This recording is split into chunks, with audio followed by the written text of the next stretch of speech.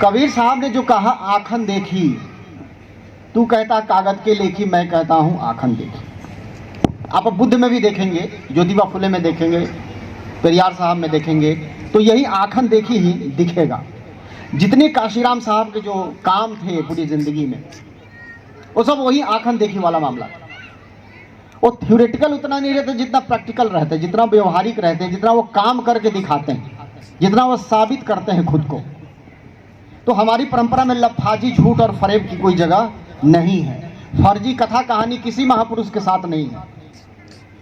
कोई भी चमत्कार की बात किसी महापुरुष के साथ नहीं है। उधर के जितने लोग हैं सबके साथ चमत्कार ही चमत्कार है, कहानियां ही कहानियां हैं।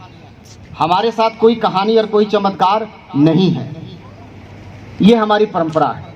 अभी आप देखेंगे, एक और छोटी सी बात मैं कहूँ आपसे, देश के जितने नेता भी, कई सारे बाबा सब जेल में जाते हैं, जेल से छूट भी जा रहे हैं, बलात्कार के केस में पकड़े जाते हैं, लेकिन इन तमाम बलात्कारी ढोंगी बाबाओं के साथ देश के लगभग सारी पार्टियों के नेताओं की फोटो होती है। चाहे कहीं का मुख्यमंत्री हो, राज्यपाल हो, प्रधानमंत्री हो, किसी पार्टी का अध्यक्ष हो, ये सब ऐसे बाबाओं के शरण में जाते हैं।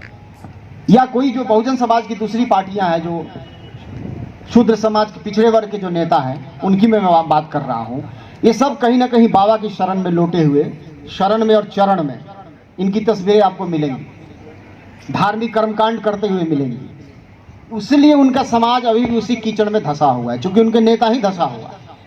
लालू जी भी तमाम अच्छी चीज़ों के बावजूद उस कर्मकांड से मुक्त नहीं हो पाए थे। उत्तर प्रदेश में जो है उनके बारे में सब लोग जानते ही हैं। एक नेता है केवल जिसकी तस्वीर आपने किसी बाबा के चरण या शरण में नहीं देखी होगी। एक नेता है केवल इस देश में जिसने कभी कोई कर्मकांड या अंधविश्वास नहीं रचा।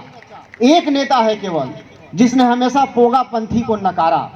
हमारी ही पुरखीन है, अभी है हमारा। कोई चाचा जी, कोई फूफा जी, कोई मौसा जी नहीं है, कोई भाई जी नहीं है, केवल और केवल बहन जी। जब हमारी परंपरा में ऐसे लोग हैं तो हमें तो सोचना चाहिए ना कि हमारी विरासत क्या है और हमें कहां खड़े होना है और हमें क्या करना है आगे। हमें ये जानना जरूरी है दोस्तों, और बच्चों को बताना जरूरी है।